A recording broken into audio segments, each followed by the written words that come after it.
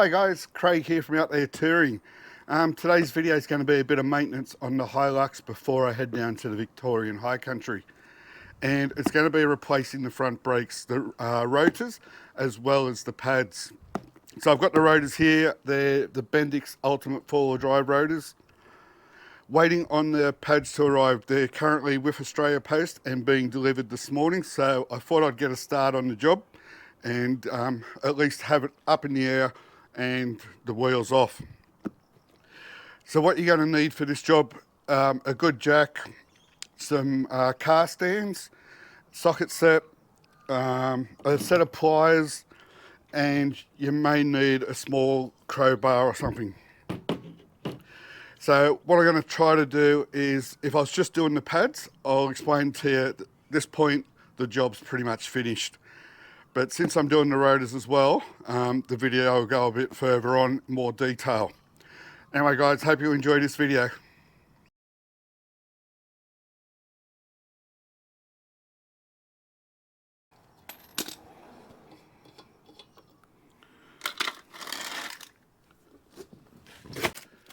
Right out, the brake pads have now arrived. They're the Bendix Heavy Duty, so we can move forward. Now what you want to do now, once the wheel's off, is this bolt here. I think it's 12mm. Just want to undo that, and that supports your brake line.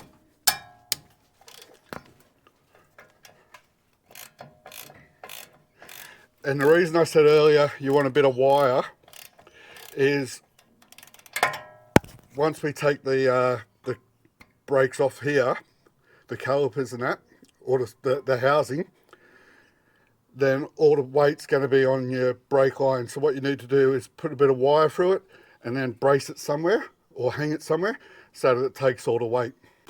So now there's two bolts at the back here. They're 17mm, so you want to undo them.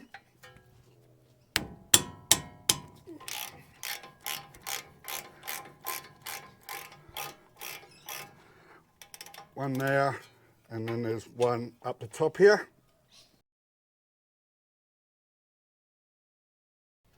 Now you should be able to just remove the housing. As I said, if I let that loose, it'll put all the tension on this brake line. So I've got the wire set up.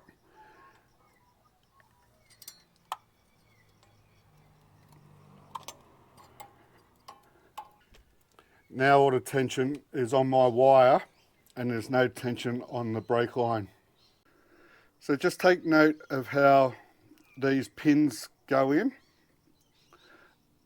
and also this little bit of wire down here which locks those pins in.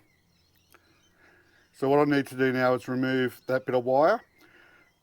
Those pins should come out. This, I suppose it's a spring sort of thing, puts tension on your pads and then should be able to access the pads. So just work off that clip. There we go.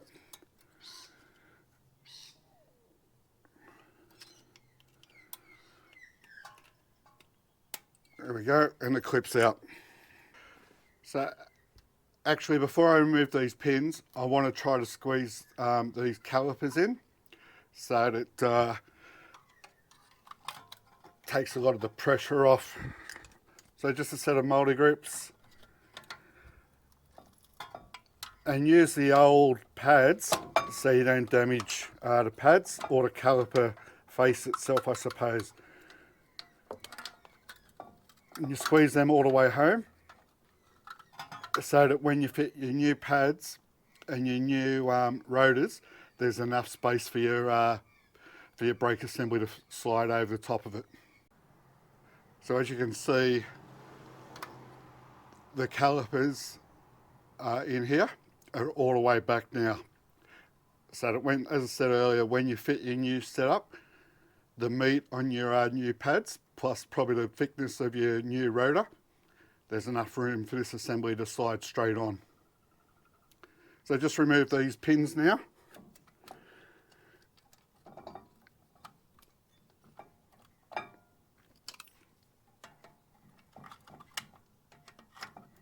Just like so.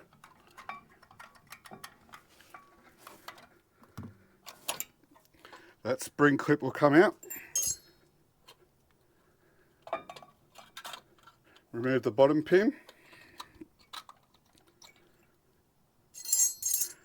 Just take note that on the back of the brake pad there's a metal spacer or a metal plate. I think that absorbs any friction or vibration, so that's got to go back in as well.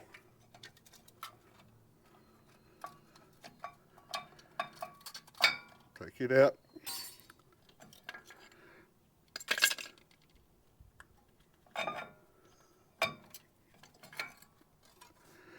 Rightio, that's the brake pads removed. Fairly simple, just take your time. Now, just to give you an example, that's the one I've just removed.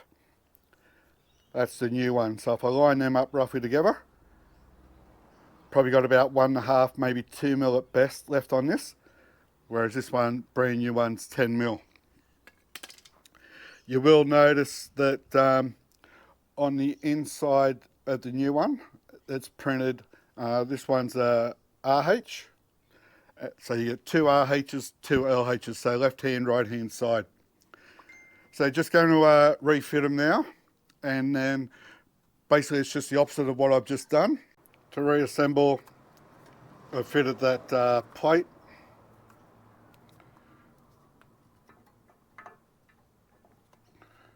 Try to slide it in.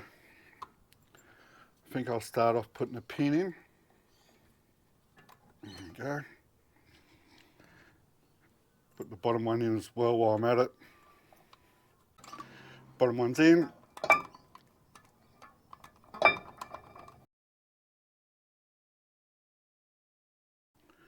Once the pads are in, make sure you've got this in the right position, with the pin going underneath the arm there and that part of the spring going up and around. Then it's just a matter of trying to fit this clip back in.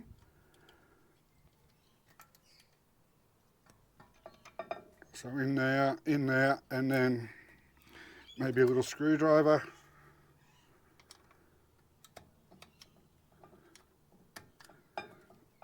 And that's in. So that's it for replacing the pads. From here, it's just a matter of doing the opposite of what I've already done. Fit the assembly back up. Try to have these new pads spread so it will fit over the rotor, and then secure it and lock it in with the bolts that you removed earlier.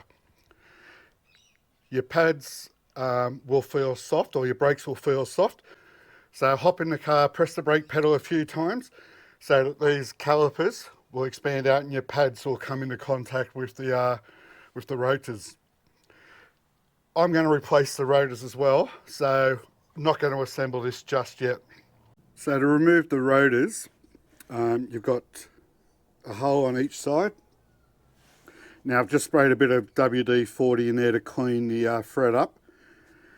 M8 bolts, I think they are.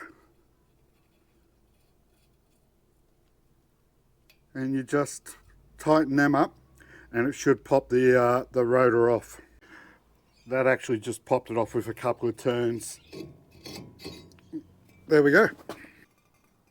That rotor came off fairly easily. Actually, as I said, it was only a couple of turns using the socket and it just popped off. So if I look at the face of this, there's a very small lip just at the top, but when I look at the back one, or the back of the rotor, I can actually see a gouge starting, and there's a significant lip just at the top here. So good thing that I ordered up a new set of these. So okay, the new rotor, gone with the, as I said earlier, the Bendix Heavy Duty. Just try to have a look at what sort of wear.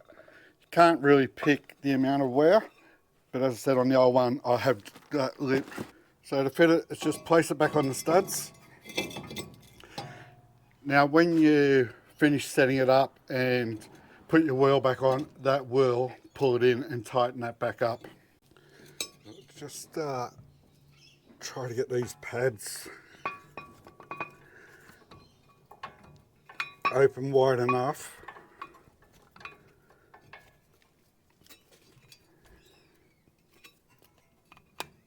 the guy of the rotor. That took a bit of work to get it back on, and I had to end up trying to force the calipers a bit more. What that does, it forces the brake fluid out. So I'm not sure if the camera picks it up, but I've got a bit of brake fluid pouring out the top. Or not pouring, just dripping. That's just as a result of it. Don't panic.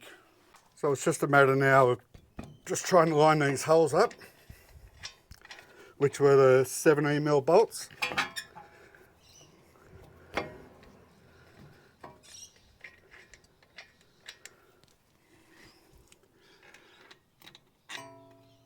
Get them into place.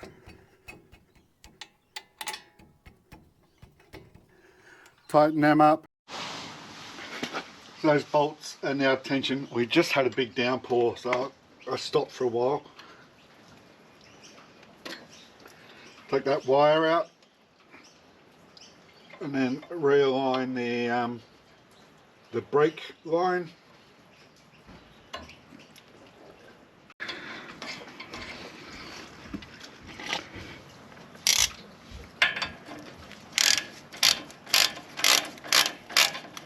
Then just pump the brakes.